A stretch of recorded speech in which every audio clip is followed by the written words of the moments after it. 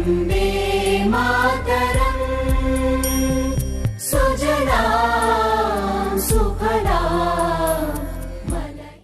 CZMA classes में आपका स्वागत है। आज हम एक्सरसाइज 5.6 अब करने जा रहे हैं। 5.5 हमारी कंप्लीट हो चुकी है। तो इसमें भाषा को हम पहले देख लेते हैं क्या लिख रहा है। तो 5.6 में इसने भाषा लिखी है, यदि प्रश्न संख्या 1 से 10 तक में x तथा y दिए समीकरणों द्वारा एक दूसरे से प्राचलिक रूप में संबंधित हों तो प्राचलों का विलोपन किए बिना dy/dx ज्ञात करना है। dy क्या करना है, dx हमें ज्ञात करना है। तो पहला जो क्वेश्चन है उसको हम लोग यहां लिख लेते हैं। यहां लिख रहा है कि x बराबर 2at² है। इसके बाद में हमसे क्या रखा है कि y इक्वल टू लिख रहा है at⁴ 4। अब पहली बार में यहां से dx/dt निकलेगी। इसके बाद में आपका क्या निकलेगा, dy/dt। दो समीकरण बनेंगे, पहला समीकरण दूसरा समीकरण, दोनों को एक दूसरे से भाग देना पड़ेगा। इसके बाद में आपका जो रिक्वायर्ड आंसर है वो आ जाएगा। क्या करेंगे, सबसे पहले हम इसे हल करेंगे dx/dt के पद को, ये वाला। तो आप जानते हैं कि अवकलन आपको करवाना पड़ेगा। तो अवकलन इसका क्या होगा, dx/dt हमने लिख लिया। अब हिंदी में आप लिखें या ना लिखें, ये फिर 5.6 तक आपको कंफर्म हो जाना चाहिए कि कहाँ अवकलन करना है कहाँ नहीं करना है। अवकलन नहीं करोगे तो किस प्रकार से dy/dx फाइंड आउट कर पाओगे। dx/dt अब दो एक संख्या है, a भी एक संख्या है, t के सापेक्ष में हो रहा है अवकलन, x के सापेक्ष में नहीं हो रहा है, t के सापेक्ष में हो रहा है। इसलिए यहां आपको लिखना पड़ेगा d/dt t² लिख दिया हमने। अब आप वही x की पावर n का फॉर्मूला यूज करिए। क्या होता है, तो आपको अच्छे से पता है कि जो घात होती है वो आगे आ जाती है। तो यहां घात कितनी आपकी 2। अब इस t में से एक घात कम करिए तो 2 में से एक कम होगा तो एक ही आएगा। तो आपका आंसर हो गया dx/dt का 2 का 2 से गुणा तो 4at, ये हमारा रहा dx/dt। इसे आप इक्वेशन नंबर फर्स्ट कहिए, हमने इक्वेशन नंबर इसे फर्स्ट कहा। इसके बाद में फिर से आपको लिखना पड़ेगा t के सापेक्ष अवकलन करने पर, तो आपका ये रहेगा क्या, dy/dt। अब आप समझदार तो हैं, 4 आपका आगे आ जाएगा। होता क्या है, तो a को आप बाहर कर लीजिए, संख्यात्मक जो मान होते हैं उन सबको बाहर कर लीजिए। इधर a को हमने बाहर कर लिया। इसके बाद में यहां लिखना पड़ेगा d/dt, t की पावर क्या 4, x की पावर n का फॉर्मूला अप्लाई करिए तो a, 4 घात हैं तो 4 आप आगे कर लीजिए, कर लिया हमने आगे। t की घात कितनी बचेगी, तो 4 में से 1 गया तो 3 बचेगी। तो आंसर आपका क्या होगा, तो dy/dt का जो हमारा आंसर होगा रिक्वायर्ड वो ये होगा 4at³ लिख दिया हमने। समीकरण आप इसको रखिए क्या, सेकंड। हमें चाहिए क्या था, तो dy/dx चाहिए था। तो dy/dx में हम देख पाए कि y जो है वो ऊपर है और x जो है वो कहाँ है, नीचे है। इसका मतलब ये हुआ समीकरण 2 में आपको 1 का भाग देना पड़ेगा। तो हम लिखेंगे यहाँ पे समीकरण 2/1 से। जब आप 2/1 से कहेंगे तो इसका प्रक्रिया कुछ ऐसे होगा, dy/dt ये हमने लिख लिया। इसके बाद में लिखना पड़ेगा dx/dt इक्वल टू का निशान, इधर 4at³ dy/dt का मान। इसके बाद में dx/dt का मान 4at। आप जानते हैं dt से dt कैंसिल हो जाएगा, एक t से एक t कैंसिल होगा, एक a से a कैंसिल, 4 से 4 कैंसिल, बचा क्या, तो आपका जो रिक्वायर्ड आंसर होगा वो ये होगा dy/dx बराबर t की घात कितना 2। अब t की घात 2 आ गया, यही तो हमारा आंसर है। नंबर 2 को हम लिख लेते हैं। तो इसमें लिखा है कि x equal to a cos θ और इसके बाद में यहाँ y equal to b cos θ। पिछले प्रश्न में हमने देखा था कि यहाँ t था एंगल, और इसमें आपका वहां एंगल नहीं दिया था, वहां t दिया था। यहाँ लेकिन निष्पत्तियों में अगर बात करें तो आपका एंगल कितना है, थीटा। अगर आपका एंगल गामा रहे तो गामा के सापेक्ष अवकलन कराइए। अगर आपका एंगल थीटा है तो थीटा के सापेक्ष अवकलन करवाना पड़ेगा। तो सबसे पहले वही प्रक्रिया हमको करनी है, x का मान निकालेंगे फिर y का मान निकालेंगे। तो हम लोग करेंगे क्या, थीटा के सापेक्ष अवकलन करने पर, थीटा के सापेक्ष अवकलन करने पर जब थीटा के सापेक्ष अवकलन होगा तो आपका ये होगा क्या, तो dx अपॉन डी थीटा। आप समझदार हैं, ए को आप बाहर निकाल लेंगे। कॉस थीटा का अवकलन क्या लिखना, एक बार ऐसे पड़ेगा D upon D theta cos theta. आप जानते हैं कि कॉस थीटा हो या कॉस एक्स हो वही आंसर होगा। कॉस थीटा का हो जाएगा माइनस के साइन थीटा, कॉस एक्स रहता तो माइनस के क्या होता, माइनस के साइन एक्स होता। अब दोनों बातें हम समझ गए कि A D upon D theta cos theta का क्या होगा, माइनस के साइन थीटा होगा। तो यहां लिख देंगे माइनस के ए साइन थीटा, लिख दिया हमने, और इधर होगा dx अपॉन डी थीटा। समीकरण नंबर इसे आप डालिए कितना, 1 कहिए। इसके बाद में दूसरी तरफ चलिए और फिर से थीटा के सापेक्ष अवकलन कराइए। थीटा के सापेक्ष अवकलन करने पर जैसे ही आप अवकलन करेंगे तो ये होगा dy अपॉन डी थीटा। इसके बाद में क्या, तो इसके बाद में यहां लिख रहा है कि v, ठीक है v लिख रहा है तो v आप लिख दीजिए, d upon D theta cos theta. इसके बाद में होगा क्या, तो माइनस चिन्ह बाहर आएगा, कॉस का क्या होगा, तो माइनस के साइन थीटा होगा, dy अपॉन डी थीटा। समीकरण नंबर इसे 2 कहिए। आप जानते हैं dy अपॉन dx आपको निकालना है, इसलिए समीकरण 2/1 करने पर 2/1 करिए। समीकरण 2/1 से जैसे ही आप 2/1 करेंगे तो होगा ये dy अपॉन डी थीटा अपॉन dx upon D theta equal to minus B sine theta upon minus A sine theta. Minus से minus cancel, sine theta cancel, D theta से डी थीटा कैंसिल, तो आंसर आएगा क्या, B upon ए। Number हम लोग third को देख लेते हैं। तो थर्ड में लिख रहा है कि x बराबर साइन टी और y बराबर आपका दे रखा है cos 2 इंटू टी।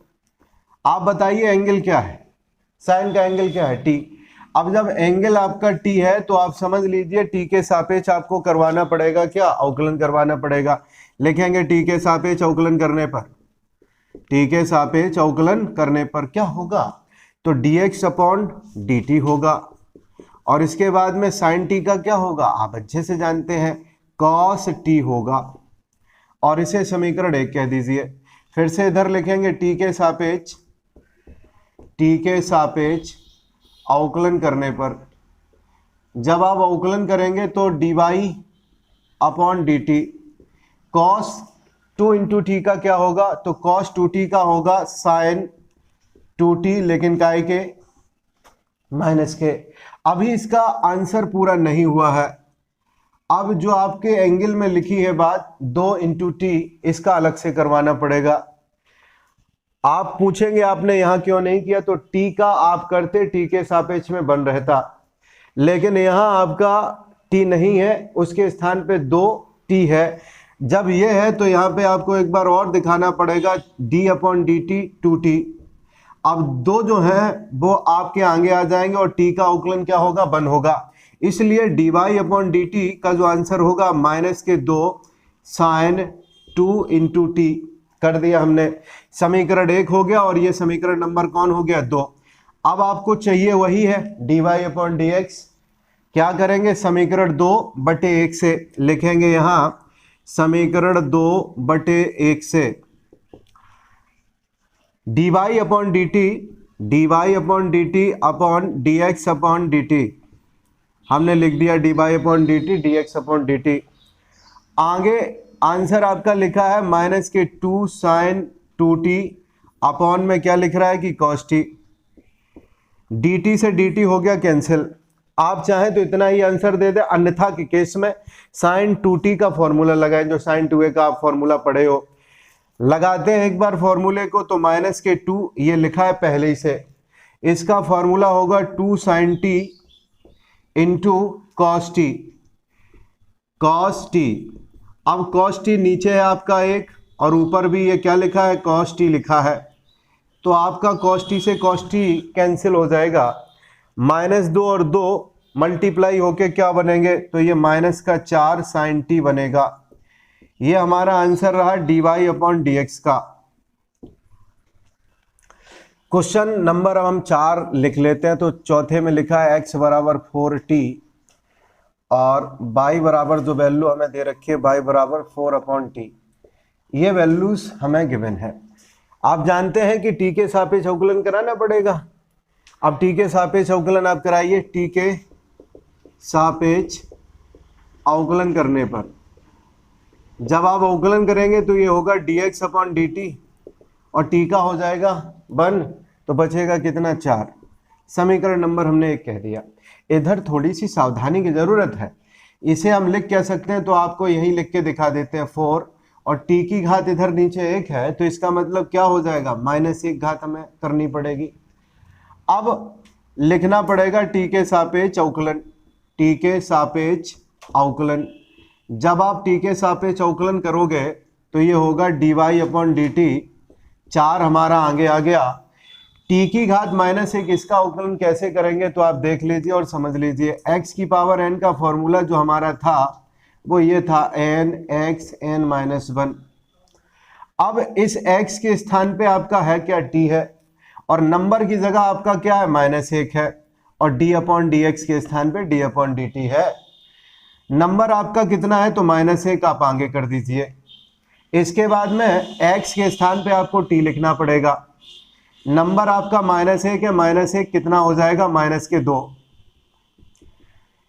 इस प्रकार से आपको लिखना पड़ेगा। तो आप अवकलन अभी देख पाए कि -1 टी की पावर -2। इसको सही से और कैसे लिखेंगे तो -1 अपॉन टी स्क्वायर, इस रूप में हम लोग इसको लिख लेंगे। कारण है माइनस चिन्ह का इसके ऊपर कोई प्रभाव तो पड़ेगा नहीं, 1 का प्रभाव कोई पड़ेगा नहीं, तो माइनस चिन्ह आप ऊपर लिख दीजिए और माइनस की जो 2 घातें हैं वो नीचे चली जाएंगी, तो प्लस की 2 घातें बन जाएंगी। अब हम करेंगे क्या, तो अब अगली लाइन में हम लोग इसका आंसर लिखेंगे। तो क्या आंसर था माइनस का 1 अपॉन टी स्क्वायर, यही तो था। इसे समीकरण नंबर क्या कह दीजिए तो 2 कह दीजिए। अब वही प्रक्रिया समीकरण 2/1 से, तो होगा ये dy upon dt upon dx upon dt। dy upon dt का मान -4 अपॉन टी स्क्वायर है। इसके बाद में dx अपॉन dt का मान आपका क्या है 4 है। अब क्या होगा, आप अच्छे से जानते हैं कि 4 का गुणा इस टी स्क्वायर से हो जाएगा, तो कुछ बात हमारी ऐसी रहेगी dy upon dx equal to 4 से 4 कैंसिल होगा। जब होगा तो आपका आंसर होगा -1 अपॉन टी स्क्वायर। ये हमारा रिक्वायर्ड आंसर है क्वेश्चन नंबर 4 का।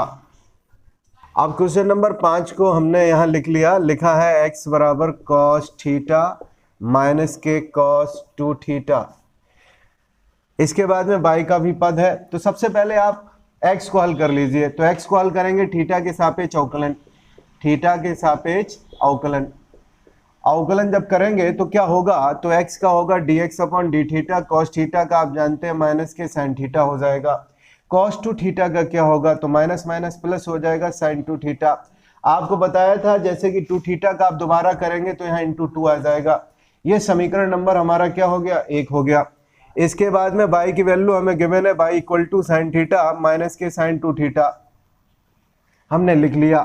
थीटा के सापेक्ष अवकलन, थीटा के सापेक्ष अवकलन जैसे ही अवकलन करवाओगे तो होगा क्या dy अपॉन डी थीटा।